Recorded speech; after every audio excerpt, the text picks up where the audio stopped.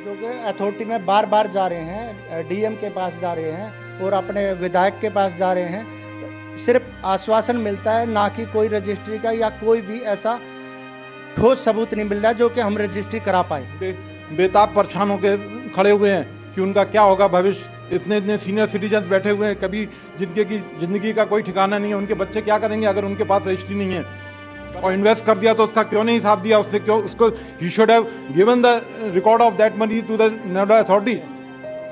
आगे चल के दिवालिया हो जाएंगे और हम लोग कहाँ पे रहेंगे? हम लोग कहीं भी नहीं स्टैंड कर पाएंगे। तो मेरी तो ये प्रशासन से बहुत रिक्वेस्ट है कि इस चीज पे बहुत फोकस होके सबकी ये चीजें सॉल्व की जाए, क्योंकि रजिस्ट्रीज तभी होंगी जब बिल्डर बकाया देगा। और 24 करोड़ के आसपास बिल्डर का अभी बकाया है। और वो जो 250 लोग हैं जिनकी रजिस्ट्रीज नहीं हुई है, वो पिछले 5 साल से परेशान। 2010 में फ्लैट लिया था, जो स्टार्ट हुआ था, जो पहला पेमेंट किया था। तो देखिए अब 14 साल हो गए हैं कंटिन्यूसली पुश करते हुए, and this is hard earned money from my salary. नमस्कार, आप देख रहे हैं दिल्ली 24 और मैं हूं आपके साथ अनुष्का नामदेव। दिल्ली एनसीआर में आज लोग अपने आशियाने को लेकर परेशान हैं। नोएडा में आशियाने की चाहत को लेकर लोग इतना परेशान है क्योंकि मकान की रजिस्ट्री नहीं हुई है। नाम को लेकर मकान है लेकिन कहने के लिए नहीं। तो आज मैं स्काईटेक मेट्रोट सोसाइटी में मौजूद हूं। सेक्टर 75 में सोसाइटी है, प्राइम लोकेशन पर 76 में प्राइम लोकेशन है। तो चलिए आज लोगों की दिक्कतें और परेशानी सुनते हैं, क्योंकि जैसे तैसे करके इन्होंने अपनी जिंदगी भर की कमाई लगाकर अपना आशियाना तो खरीदा, लेकिन नाम के लिए, कहने के लिए नहीं। तो चलिए आज उनकी जुबानी खुद ही सुनते हैं कि क्या कुछ परेशानियां हैं। सबसे पहले बात करेंगे सोसाइटी के प्रेसिडेंट से, जिनका नाम है प्रदीप चौधरी जी। सर, मेरा पहला सवाल यह है कि ऐसे कितने लोग हैं जिनके मकानों की रजिस्ट्री नहीं हुई? जैसे कि 250 लोग हैं हमारे, और जो कि 5-6 साल से पीड़ित हैं, और जो कि अथॉरिटी में बार बार जा रहे हैं, डीएम के पास जा रहे हैं और अपने विधायक के पास जा रहे हैं। सिर्फ आश्वासन मिलता है, ना कि कोई रजिस्ट्री का या कोई भी ऐसा ठोस सबूत नहीं मिल रहा जो कि हम रजिस्ट्री करा पाए। इसी विषय में आज एक हमारी सभा बैठी है, और जो कि फुनरवा भी हमारे बहुत सारे सदस्य हैं, जैसे कि वो लोग करते हैं 130 सेक्टरों को वो करते हैं अपना, वो भी हमारे साथ आके आज अथॉरिटी और डीएम और अपने बिल्डर के खिलाफ अपना एक ये एजेंडा रखा हमने, जैसे कि और हमारे कपिल भाई जो बोलेंगे। मैडम सर, ऑफ कोर्स ये बात है, लोग अपनी मेहनत से वो घर खरीदते हैं, पर वो आशियाना उनका नहीं है, ये सोचकर बुरा लगता है। तो क्या कुछ आपने इस चीज को लेकर समाधान सोचा? अभी कुछ साल 2 साल पहले नोएडा अथॉरिटी ने यहाँ पे 32 फ्लैट बिल्डर के सील किए थे। उसका इंटेंट ये था कि वो उस पूरे ड्यू जो बची हुई है बिल्डर की, वो उस राशि को ले सकें। लेकिन अभी अचानक क्या हुआ है कि 3 या 4 दिन पहले बिल्डर के वो सारे फ्लैट डीसील कर दिए गए। ठीक है, अब हमें और यहाँ के निवासियों को समझ में नहीं आ रहा है कि अब किस तरीके से अथॉरिटी बिल्डर से अपना बकाया पैसा लेगी, क्योंकि अगर बकाया पैसा जमा नहीं होगा तो रजिस्ट्रीज नहीं हो पाएंगी, क्योंकि रजिस्ट्रीज तभी होंगी जब बिल्डर बकाया देगा। और 24 करोड़ के आसपास बिल्डर का अभी बकाया है। और वो जो 250 लोग हैं जिनकी रजिस्ट्रीज नहीं हुई है, वो पिछले 5 साल से परेशान। चुनावी दौर में आपने इस मुद्दे को उठाने की कोशिश की? काफ़ी कोशिश करी, और हमें डॉक्टर महेश शर्मा और इन सभी लोगों से काफ़ी सहयोग भी मिला है, और सब ने साथ देने की भी कोशिश करी है। बट कुछ इस तरीके का इसका समाधान निकालने की भी कोशिश पहले अथॉरिटी ने करी थी कि 32 फ्लैट से इनको सील कर दिया जाए और इसको बेच के रिकवर करा जाए। ठीक है, लेकिन अब अचानक से ये समझ नहीं आ रहा है, पिछले 2-3 दिन पहले जिस तरीके से अनसील किया गया उसके फ्लैट्स को, अब क्या प्लान है नोएडा अथॉरिटी का बिल्डर से ड्यूज लेने का, राइट? उसी को समझने के लिए हम फिर कल नोएडा अथॉरिटी के पास जाएंगे, और बाकी और जगह भी हमारी कोशिश होगी मिलने की, कि जिससे इस समाधान आ सके। चलिए, मैं लोगों से बात करना चाहती हूँ क्योंकि उनकी जुबानी मैं खुद सुनना चाहती हूँ। मैम, क्या कुछ परेशानियों का आपको सामना करना पड़ रहा है? देखिए, पहले तो बहुत टाइम तक हमने पैसे दिए भी, तब भी एसटीपी वगैरह बिल्डर ने चालू नहीं की, जिसके कारण हमारे ऊपर एनजीटी ने फाइन्स लगा दिए, हमारे को काफ़ी नोटिस भेजे, इलेक्ट्रिसिटी प्रॉब्लम्स रही हमारे को, उसके अलावा वाटर प्रॉब्लम्स रही, वाटर कनेक्शन नहीं दिया इसने हमारे को लीगल, और उसके अलावा अभी भी रजिस्ट्रीज़ का इशू पिछले ऑलमोस्ट 10 साल से पड़ा हुआ है। काफ़ी लोग हैं जो 10-10 साल से भी बैठे हुए हैं जिनकी रजिस्ट्रीज अभी तक भी नहीं हुई हैं। आपको क्या क्या दिक्कतों का सामना करना या मेरा नाम अशोक वशिष्ठ है। मेरा यहाँ पर एक फ़्लैट है B803। ये फ्लैट के लिए मैं कॉन्टीन्यूसली पिछले 7-8 साल से चेज़ कर रहा हूँ उनके साथ, कॉन्टीन्यूसली मिस्टर चावला के साथ, लेकिन उनकी तरफ से कोई रिस्पांस नहीं आता। पहले उनका ऑफिस था नोएडा के अंदर, वो बंद हो गया। उसके बाद उनका कनॉट प्लेस ऑफिस गया, मैं वहाँ गया, वहाँ पर कोई नहीं मिला। अभी भी continuously I keep on trying to meet them, but nobody is trying to respond. So that's the problem. और अगर पोजीशन नहीं मिलेगा, मेरे को तो 2010 में फ्लैट लिया था जो स्टार्ट हुआ था, जो पहला पेमेंट किया था, तो देखिए अब 14 साल हो गए हैं इसको कॉन्टीन्यूसली पुश करते हुए, and this is a hard earn money from my salary.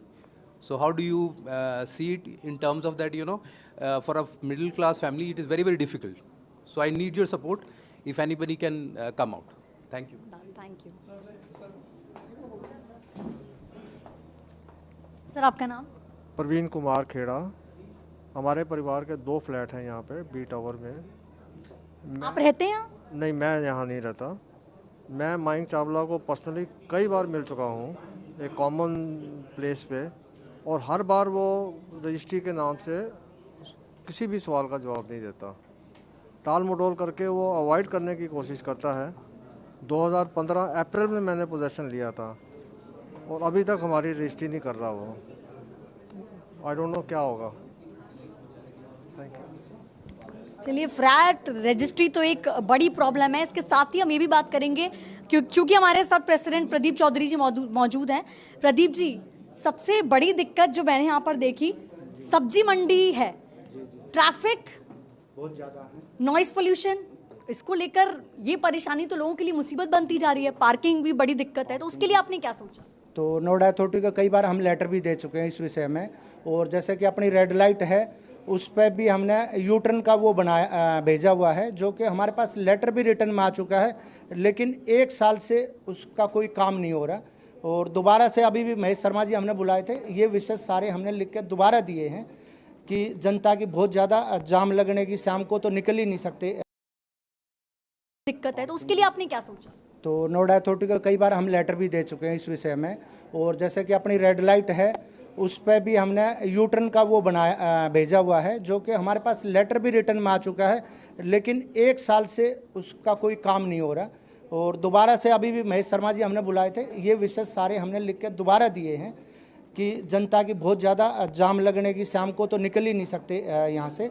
और जैसे कि मंडी है, मंडी बनाएं लेकिन इसकी कोई पार्किंग या उस तरह की कोई सुविधा दें, उसके बाद ये सक्सेसफुल हो सकता है, क्योंकि हमें सुविधा भी चाहिए। ऐसा नहीं है कि हमें मंडी सब्जी फल चाहिए, लेकिन तरीके से हो तो ज़्यादा बेटर हो, क्योंकि इस विषय से अभी 113 थाना बनने के बाद हमारा कुछ सुधार हुआ ना। तो पहले चैन स्केचिंग, मोबाइल बहुत सारे होते थे, लेकिन आज कुछ हद तक रिकवर हो चुके हैं, जो कि हमने अभी पुलिस से सहायता लेके यहाँ के कैमरे भी एक्टिव करवाए गए हैं चौराहों पे और मंडी में भी।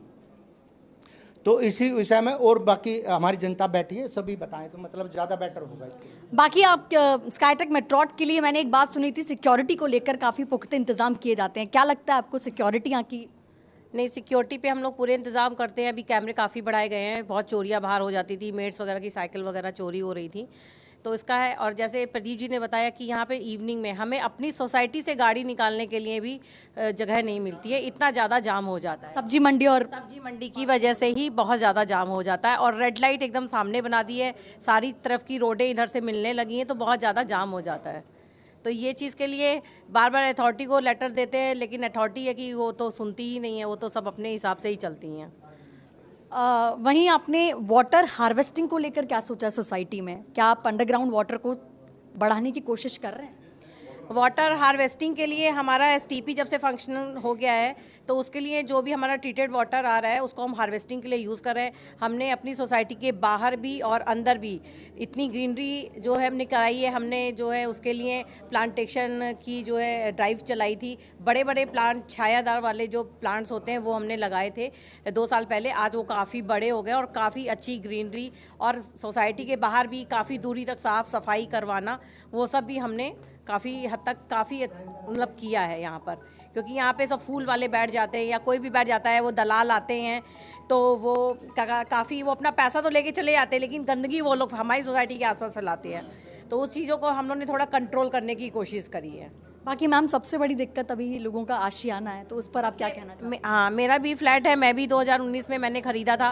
रजिस्ट्री के लिए हमें भी तब नहीं पता था, हम भी यहाँ कहीं कलकत्ता से शिफ्ट होके आए थे, नए थे, तो हमें भी अश्योर किया गया था कि जो रजिस्ट्री होगी तो हमें भी 4-5 साल हो गए, रजिस्ट्री हमारी भी अभी भी नहीं हुई है। और मैं पहले एसोसिएशन में भी थी, तो मैंने भी काफ़ी नोएडा अथॉरिटी में चक्कर लगाए हैं, बातें करी हैं सबसे, बस इधर से उधर, उधर से इधर वो लोग घुमाते हैं, एश्योरेंस देते हैं, बिल्डर से बात करते हैं, जब हम जाते हैं वो बिल्डर से बात करते हैं, बिल्डर उनकी जेब गर्म कर देते हैं और बस हो जाता है, फिर अगली डेट, फिर अगली डेट। हम लोग इतना टाइम निकाल के अपना सब काम छोड़ के सब जाते हैं उनके पास में, लेकिन हम लोग भी दौड़ रहे हैं, लेकिन कुछ भी नहीं हो रहा है रजिस्ट्री के लिए। जैसे कोविड टाइम जैसा हार्ड टाइम गया है, जिसमें बहुत से लोगों की नौकरियाँ गई, बहुत से लोगों को मकान बेचने की ज़रूरत पड़ गई, उनके पास पैसा नहीं है, नौकरी नहीं है, या उनके व्यापार खराब हो गए, तो उस केस में हम क्या करें?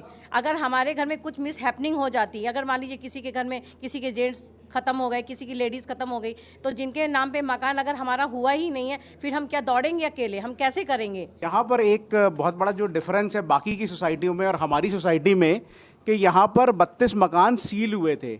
इसका मतलब है कि नोएडा अथॉरिटी के पास पूरे चांस हैं कि ये जो बकाया पैसा है वो रिकवर कर सके यहाँ से मकान बेच के। बहुत सारी सोसाइटीज़ हैं जहाँ पे बिल्डरों ने पैसा नहीं जमा कराया, लेकिन वहाँ पे कोई तरीका नहीं है कि उस पैसे को रिकवर किया जा सके। लेकिन यहाँ पर पूरा चांस है कि अथॉरिटी जो है वो पैसा रिकवर कर सकती है और लोगों को यहाँ पर राहत मिल सकती है कि उनकी रजिस्ट्री हो सके। उसके बाद भी अगर नोएडा अथॉरिटी जानते हुए अपनी आंखें मूंद लेती है और बिल्डर को खुली छूट दे देती है कि वो 32 मकान बेच दे और लोगों की रजिस्ट्री ना हो और वो पैसे जमा ना हो, तो इसकी जिम्मेदारी क्यों है?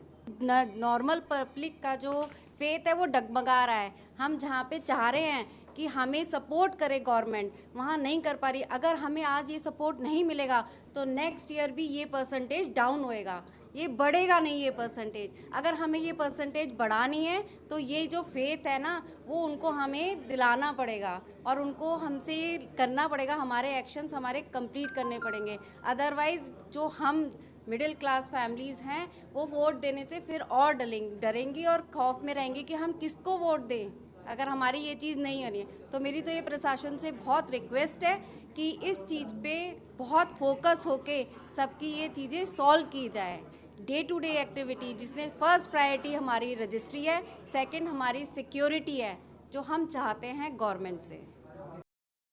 तो हर किसी के जुबान पर बस एक ही बात कि कब वो घर मेरा होगा। तो चलिए देखते हैं कि इन लोगों को कितना इंतजार करना पड़ेगा।